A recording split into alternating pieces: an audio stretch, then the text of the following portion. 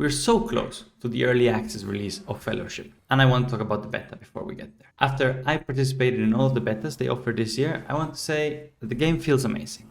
The dungeons are cool, fun, mostly different from one another. They have the right idea. The dungeons are good. The loop feels awesome. The gameplay feels amazing. And it feeds my competitive spirit just the right way. But the game is missing so much quality of life and tools to make the experience just smooth and less confusing than it is now. And I hope that during early access, they not only use this time to make new dungeons and prepare new heroes or new talents, but also to include this quality of life improvements that the game really needs right now. So please join me while I go through my thoughts. But first, what is Fellowship? Okay. So Fellowship is a game where they took endgame content, like group-based endgame content from MMOs, like dungeons, where you go into a place, you kill X amount of mobs, and then you have a boss where you have to kill. So they took that and made a game out of it. You can get into the game, choose a hero. You have 3 roles: tank, DPS, and healer. Dungeons are with 4 people. 1 tank, 1 healer, 2 DPS. You could jump in, kill the mobs, kill the boss, get loot. Your character gets stronger, you can go into harder dungeons. There is also an endless mode, there is a limit where the gear stops getting better. But then there's an endless mode where you can just, as a challenge run, try to make hard and hard content. That was not in the beta, but probably will be there when the early access release. It is very similar to World of Warcraft Mythic Plus, and the game borrows a lot from World of Warcraft, which is not necessarily a bad thing, but I kind of hope that down the line they innovate on their own ideas and has a bit of a different system to World of Warcraft. They have a few different things already, but it is clear where they get their motivation and where they get a lot of their stuff. But it's okay now. You are appealing to a certain market, and that market is very familiar with World of Warcraft or other MMOs. So I understand making it similar to that. As I mentioned before, the entry point is easy. You don't have to level, you don't have to create a character, you just jump in and you say, oh look, I like the Frost Mage, oh look, I like this fire guy, I'm gonna play that. And then you click and you can start playing. You can start queuing up for dungeons and going. There is no key system as in World of Warcraft. You don't demote keys or you don't lose a key or whatever. There are specific keys for each level and you can do them. You can play either alone or without a full party, and you will go into queue and get matched with other players. And depending on your item level, you will have to choose a difficulty on the dungeon. You will have 3 dungeons to choose from. The right one will always be the harder one. The middle one will be the recommended for the eye level average of the party, and then the left one will be the easy one for the eye level of the party. And then it works similar to where Overwatch, you choose a map and you vote for it, and whichever map has more votes gets chosen and you go to that dungeon. When you have a full party, you can choose whatever level 1 to 6 you want to do and whichever dungeon you want to do. Obviously, I think it is such a better way to play because then you can just choose wherever your team wants to go. For us in the beta, every time we were playing alone, we would try to keep the group together, so then we would just choose what we wanted to do next. How was it playing as a healer? Healing was fun. Every MMO, I believe, it was a little bit stressful at times, and some bosses felt easier than others. That's always the case in every MMO, right? But it felt good. The abilities were responsive, it made sense, everything. Talents also worked with each other. During this open beta, I played mostly Vigor, but during the closed beta, I played a lot of Sylvie. And they both feel very different to each other. At the beginning of each character, you start with very little abilities, and throughout playing, you unlock talent rows, and talent points, as well as more abilities that come as baseline. So it starts simple and slowly gets complicated.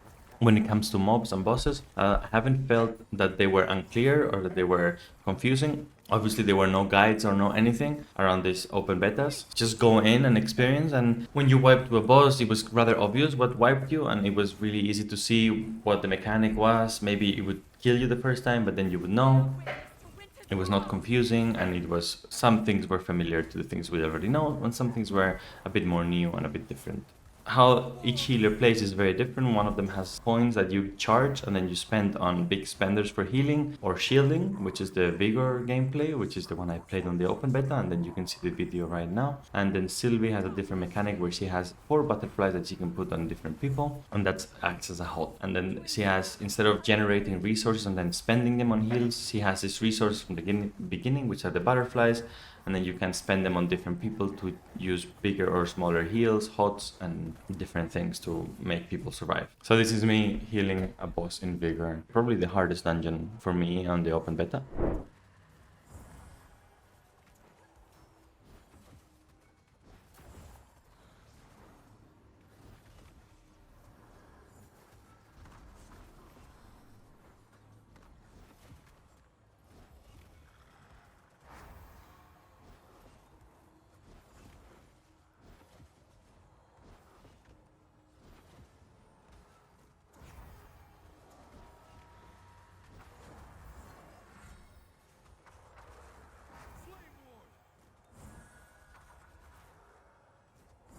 Shadows protect me.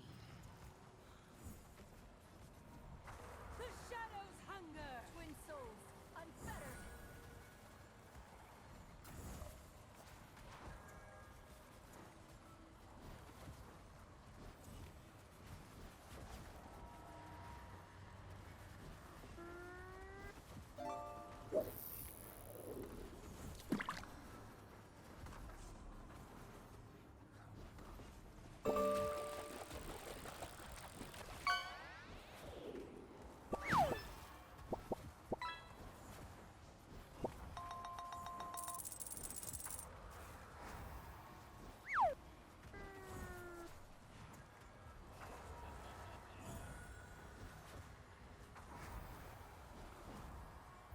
They strike at darkness.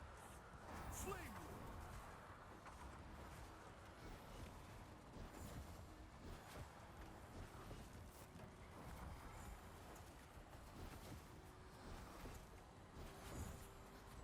Burn, baby, burn!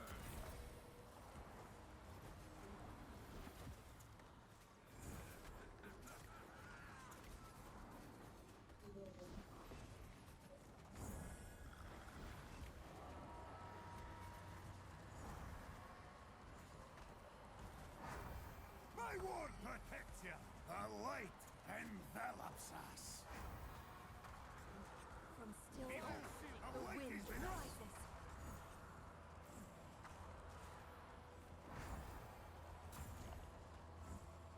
Darkness shield me.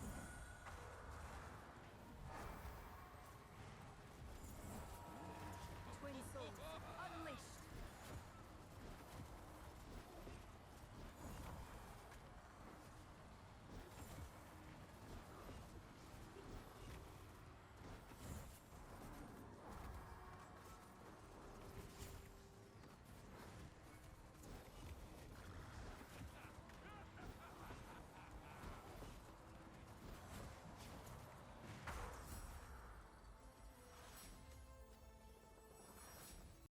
There is obviously other heroes as well. There's tank, there's DPS.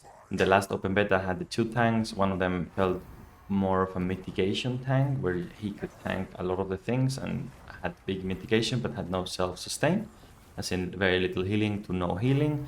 The other one was more akin to less mitigation, but more self-healing and self-sustain. In my group, we mainly played with the second one, who had a lot of self-sustain, but I've also played a bit of solo queue with the first one, and they both feel really good to heal. It doesn't feel very up and down, the self-sustain one, because it also has a bit of mitigation, not as much as the other one, but it's not up and down their HP. It doesn't go like 10% to 90% in 2 seconds, which is nice, because it always gave me a heart attack when that happened to tanks in other MMOs. And then the DPS that there was on the open betas, there was the Frost Mage and the Fire Mage in this open beta, and then the Rogue as well. There was another DPS in the last open beta back in February, which was similar to a warrior, a two-handed warrior. Another thing that was very nice was the UI. You could modify everything within the UI and move everything around, make it bigger, make it smaller, and especially the jump from the old open beta to this newer open beta, it made quite big of a difference. You can now, I will put a little clip from the old open beta so you can see the difference.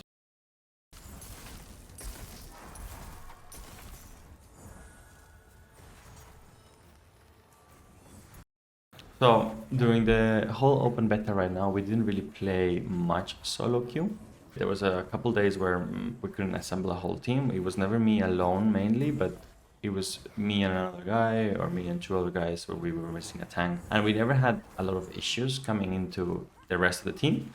The queues never went longer than 3 minutes in none of the difficulties, the beginner difficulty, the medium difficulty, or the hard difficulty that we unlocked during the beta. They were always like fast queues, and people, we had some levers though, but I think that's unavoidable in every kind of game. I don't think there is any lever penalty right now on the open beta, or there wasn't any lever penalty.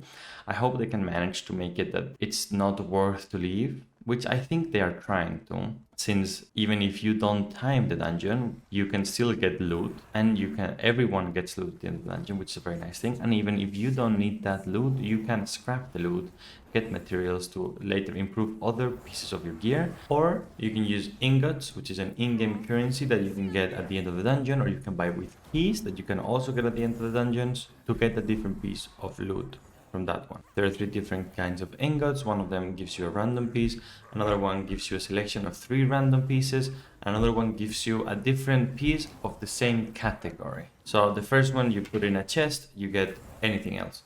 The second one you put in a chest, you get 3 options to choose one from. And then the last one you put in a chest, and you get 3 different chests to choose from with different stats. If you're trying to find the stat, it's a good way to find that one stat that you're looking for. A way to make finishing the dungeon useful. You already spent half of the dungeon in there. Instead of leaving it, just finish it. Hopefully you get something you need, and if you don't, you at least will get a chance to re-roll it. So what did I actually like about this game? What I think it's amazing, and I think this should not change, is obviously the easy entry point. I've already mentioned this, but it is very nice, and you can probably get a friend who has never played an MMO, get him or her into this game, and they won't feel lost. There was no tutorial back in this open beta, but I'm hoping that they will bring it back for the full release of the game, or the early access release. I think it would be very stupid to not have a tutorial. They made a design choice of dividing the difficulty by leagues. So when I mentioned before, the easy, the medium, the hard, these are leagues. So when you start on one league, you can do difficulties 1 to 6, which are the short dungeons, which consist of amount of mobs and then one boss at the end. And then if you want to progress to the next league to unlock the more difficult dungeons, you need to make a full 3 boss dungeon, which is the level 7 of each league.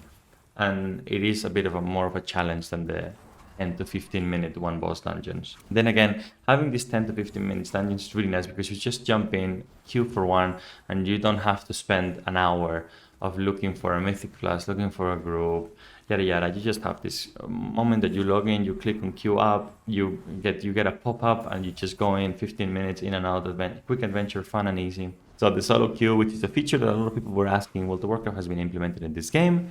It works rather well, I would say. Obviously, this was an open beta, but I didn't have a lot of issues with levers or people flaming or raging within this. But I think it's very hard to avoid these in an online game, especially when it's competitive. The talents feel meaningful and they feel good. They feel that they change your playstyle of the class. Like they interact with each other and they change the playstyle of the class.